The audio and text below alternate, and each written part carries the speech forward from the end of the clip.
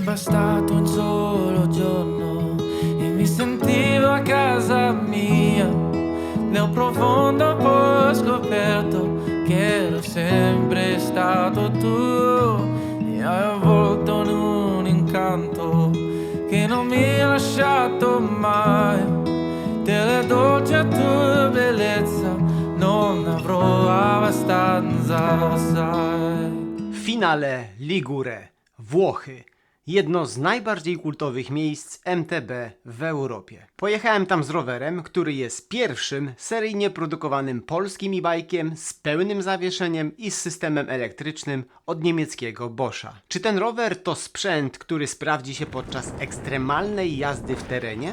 Jaka jest maksymalna wartość energii elektrycznej, jaką możemy zabrać na pokład Edagera? Czy znalazłem w tym rowerze jakieś wady? Co myślę o systemie wyjmowania dużej baterii? Jaką masę ma topowy e-bike od Rometa? I najważniejsze, czy ten rower to dobry wybór dla Ciebie? Zapraszam na moje pierwsze wrażenia z jazd na flagowym e-bike'u od polskiego Rometa. Ja nazywam się Darek Grudniewski, od kilku lat tworzę treści o rowerach ze wspomaganiem elektrycznym na kanale Dr. E-Bike. Rama roweru wykonana jest z aluminium. Trzeba przyznać, że rama ma ładne linie, górna rura płynnie przechodzi w tylne widełki, czyli seatstay. Rura dolna mieści dużą baterię, a czarna pokrywa baterii nadaje ramie optycznej lekkości. Kąt rury podsiodłowej i kąt widelca dobrze optycznie ze sobą współgrają. Bardzo podoba mi się czerwony, metaliczny kolor ramy oraz czarny kolor pozostałych komponentów. Musisz przyznać, że rower wygląda atrakcyjnie.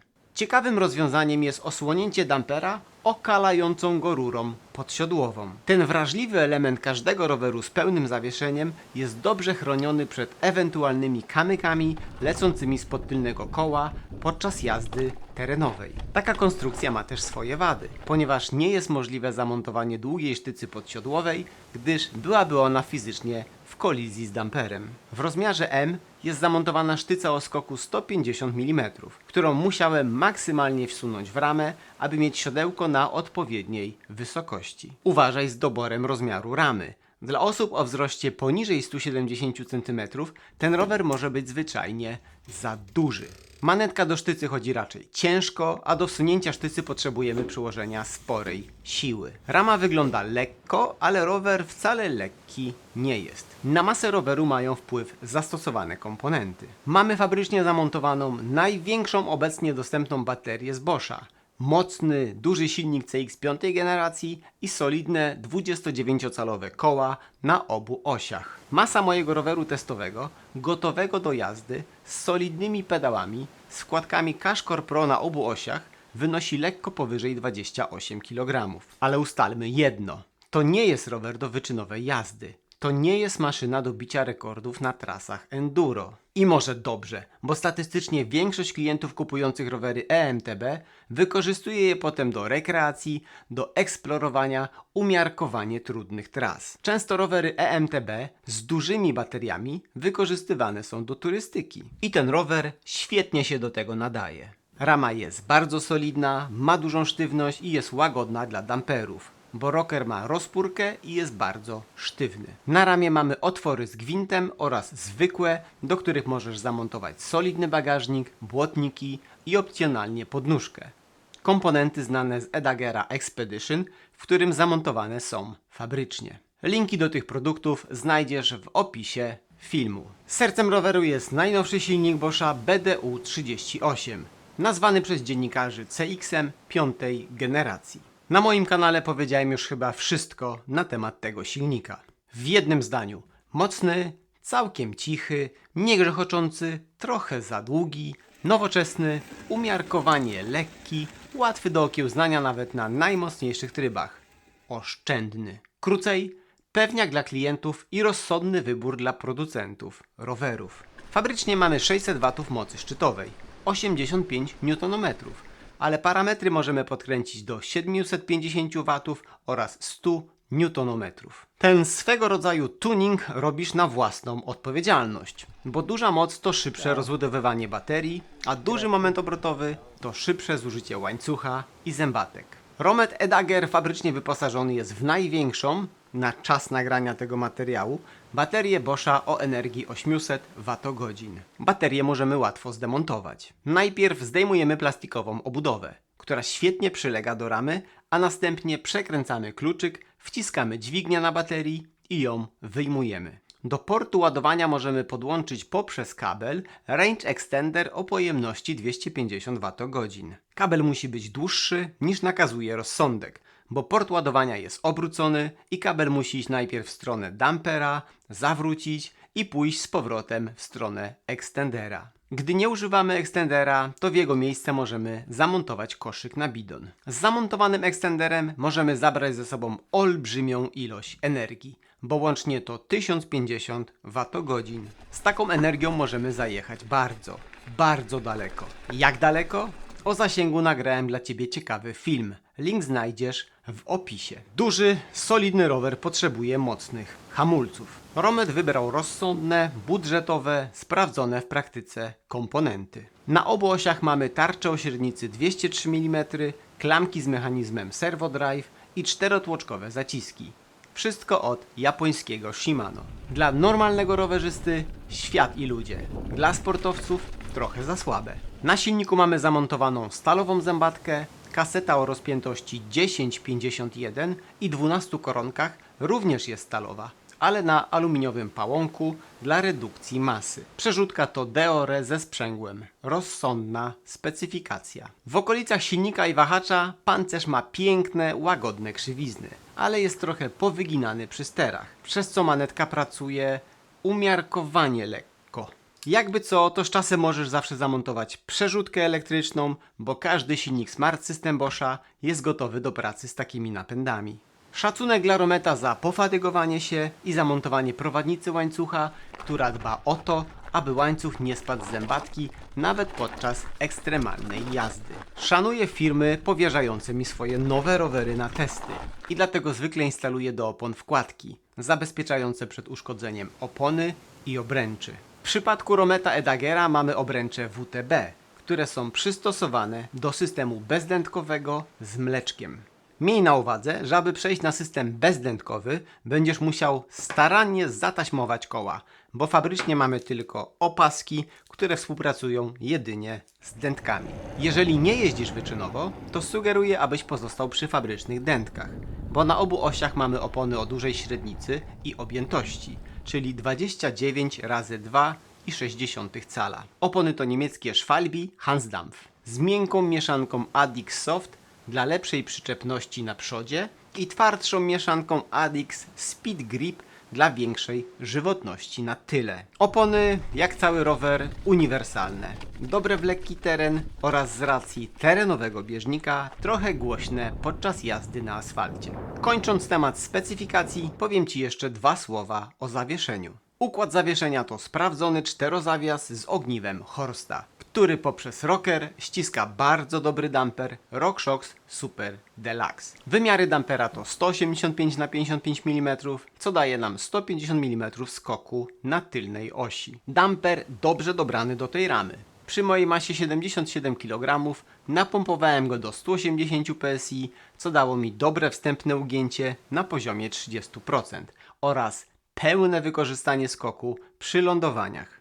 Damper ma tylko jedno pokrętło do regulacji tłumienia odbicia, dzięki czemu łatwo go wyregulować. Z przodu mamy widelec RockShox, budżetowy model Psylo, którego twardość regulujemy za pomocą pompki. Jak się podjeżdża na Edagerze? Bardzo komfortowo. Pozycja na rowerze jest wygodna. Rower ma geometrię dostosowaną do jazdy rekreacyjnej, z bardzo długim tyłem i stosunkowo krótkim przodem. Liczby? W testowanym rozmiarze M Chainstay 480, Reach 443, baza kół 1259. Wszystko oczywiście w milimetrach. Te wartości powodują, że rower jest bardzo stabilny na stromych podjazdach. Przednie koło jest przyklejone do ziemi. Nie musisz walczyć z unoszeniem przodu. Możesz siedzieć bardziej neutralnie. Krótki reach powoduje, że nie jesteśmy mocno wyciągnięci na tym rowerze. Siedzimy nad środkiem roweru. Trzeba pamiętać, że taka geometria ramy powoduje, że rower jest mniej zwinny przy wolnym nawracaniu. Ciasne nawroty są zdecydowanie mniej intuicyjne. Fabryczna kierownica jest krótka, 760 mm i ma specyficzne gięcie, lekko opadające po bokach. Przypadła mi do gustu. W połączeniu z wygodnymi gripami jest super komfortowo. Kokpit jest umieszczony wysoko. Nie musimy się garbić jak w przypadku rowerów sportowych do cross country. Stak wynosi 633 mm. Siodło jest krótkie, z wycięciem na środku, całe gumowe, dla mojej pupy ok. Podjazdy na tym rowerze są łatwe, bo silnik dostarcza nam dużo mocy, którą możemy doskonale kontrolować. W aplikacji Flow możemy wybrać tryby pracy, a każdy z nich dostosować do swoich potrzeb. O trybach wspomagania mam dobre wideo. Link w opisie. Jeżeli będziesz ten rower używał do rekreacyjnych wycieczek, to zdecydowanie polecam zamontowanie uchwytu na telefon, który nazywa się Smartphone Grip. Dzięki niemu Twój telefon będzie stale indukcyjnie ładowany, a Ty będziesz mógł się bardzo łatwo nawigować podczas wycieczek. Czas na wrażenia ze zjazdów. Masa testowanego Rometa jest duża. Te 28 kg czuć na bardzo stromych zjazdach. Na takich odcinkach trzeba jechać bardziej zachowawczo i wcześniej planować linię oraz hamować. Rower jest stabilny i przewidywalny podczas jazdy na wprost, szczególnie na szybszych, szerszych odcinkach. Im większa prędkość na otwartej trasie, tym bardziej docenimy jego spokój i stabilność. Ale gdy musimy szybko zmienić kierunek, to musimy włożyć ten manewr więcej energii. Rower nie reaguje nerwowo, nie zaskakuje, ale trudno go nazwać zwinnym. Z racji długiego tyłu, rower potrzebuje więcej miejsca podczas pokonywania ciasnych zakrętów. Na wolnych, technicznych sekcjach czuć jego długość i masę. To nie jest rower do jazdy na limicie. Ten rower daje spokój i bezpieczeństwo. I dla wielu użytkowników to będzie ogromna zaleta. Podczas jazdy po płaskim i w umiarkowanym terenie rower jest komfortowy i wygodny. W takich warunkach pokazuje swój prawdziwy charakter. Pełne zawieszenie na obłosiach o sporym skoku amortyzuje nierówności. Nie jest to zawieszenie wyczynowe, ale pracuje przewidywalnie i poprawia komfort jazdy. Opony mają dużą objętość i możemy eksperymentować z ciśnieniem. Jeżeli większość czasu spędzasz na utwardzonych nawierzchniach i asfaltach, to ciśnienie w okolicach 2,5 bara zredukuje opory toczenia. Przy jeździe po nierównościach i w lekkim terenie możemy schodzić poniżej 2 barów dla większego komfortu i przyczepności. Oczywiście w zależności od wagi użytkownika i stylu jazdy. Romet E-Dagger 2.0 to pierwszy seryjnie produkowany polski full EMTB na systemie Boscha. I to już jest ważny, dobry ruch firmy z Podgrodzia. To rower z bardzo mocnym fundamentem. Bosch CX5 generacji i bateria 800 Wh dają realny zasięg i dużą kontrolę nad mocą. Reszta konstrukcji jasno pokazuje jego charakter. To nie jest rower do ścigania. To jest rower do jeżdżenia. Do długich wycieczek. Na górskie trasy o umiarkowanej trudności. Dla osób, które chcą czuć stabilność i przewidywalność. Ma swoje ograniczenia. Masa i długość ramy nie sprzyjają agresywnej jeździe. Ale jeżeli zaakceptujesz jego przeznaczenie, dostajesz solidną, spokojną maszynę do eksploracji. I tak właśnie bym go traktował. To jest moja opinia na temat tego roweru. Czy Ciebie przekonuje taka koncepcja i bajka? Podoba Ci się Romet E-Dagger? Daj znać w komentarzu. Proszę rozważ subskrypcję kanału Dr. E-Bike. Wielkie dzięki za obejrzenie w całości. Z prądem, hej! Czuć wiosnę.